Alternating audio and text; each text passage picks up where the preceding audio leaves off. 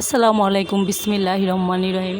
আমি আপনার সাথে এই গাছটা আরেকটা ভিডিওতেও শেয়ার করেছি। এই যে দেখেন, আমার বারিন্দায় ছোট্ট একটা পুঁই শাকের গাছ। এই গাছটা প্রায় মরেই গেছিলো, কিন্তু অনেক দিন বৃষ্টি হওয়াতে গাছটা মাশাল্লাহ দেখেন অনেক সুন্দরভাবে পাতা চিতা আসছে। এখান থেকে দুই তিনটা পাতা নিয়ে, পুঁই শাকের পাতা নিয়ে, দুই তিনটা পাতা নিয়ে একটা ডিমবাজি করে আপনাদেরকে দেখাবো। এই যে এখন আমি পাতাটাকে ভালো করে ধুবো, কারণ অনেক ময়লা থাকে। দুই তিনটা পাতা নিয়েছি, এই যে ভালো করে ধুয়ে পরিষ্কার করব। কারণ নিজের গাছের লাগানো পাতা দিয়ে ডিম ভেজি ভাজা খেতে অনেক মজা, এটার অনেক আনন্দ। সে পাতা একটাই হোক বা দুইটাই হোক, এটার কিন্তু আনন্দই আলাদা, যে নিজের গাছ। এখন আমি একটি ননস্টিক ফ্রাই প্যান বসেছি ডিমটা ভাজার জন্য। পরিমাণ মতো তেল দিয়ে দিব। বেশি তেল দেবো না, আমি বেশি তেল খাই না, অল্প তেল দিয়ে দেবো।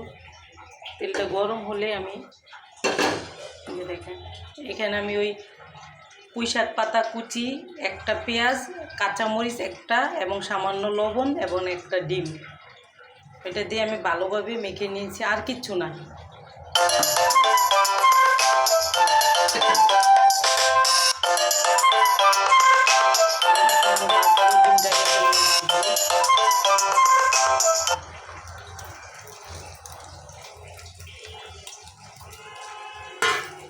আমি ডিমটাকে দিয়ে দিয়েছি, যে দেখেন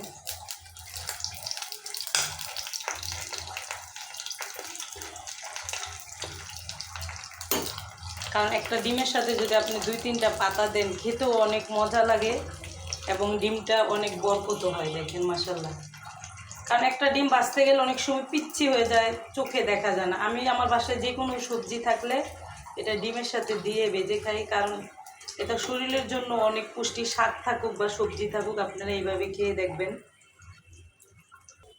দেখেন ডিমটা আমার মাশাল্লাহ। এখন আমি ডিমটাকে উল্টিয়ে দিব।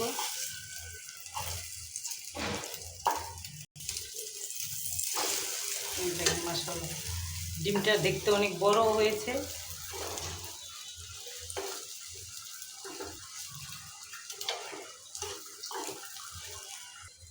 মাশাল্লাহ, ডিমটা ফুলে আমার বালিশের মতো হয়েছে। আমি এটাকে সাইড করে এখানে দেখেন তিনটা আস্ত রসুন, এটা আমি বাঁধবো। কারণ আমি প্রায় সময় হলে কাঁচা রসুন খাই, না হলে রসুন ভেজে খাই। এইভাবে আমি প্রায় সময়ই খাই, কারণ কাঁচা রসুন বেশিরভাগই খাই, কিন্তু যদি আবার ভাজার সময় পাই তাহলে ভেজে খাই। আল্লাহ হাফেজ।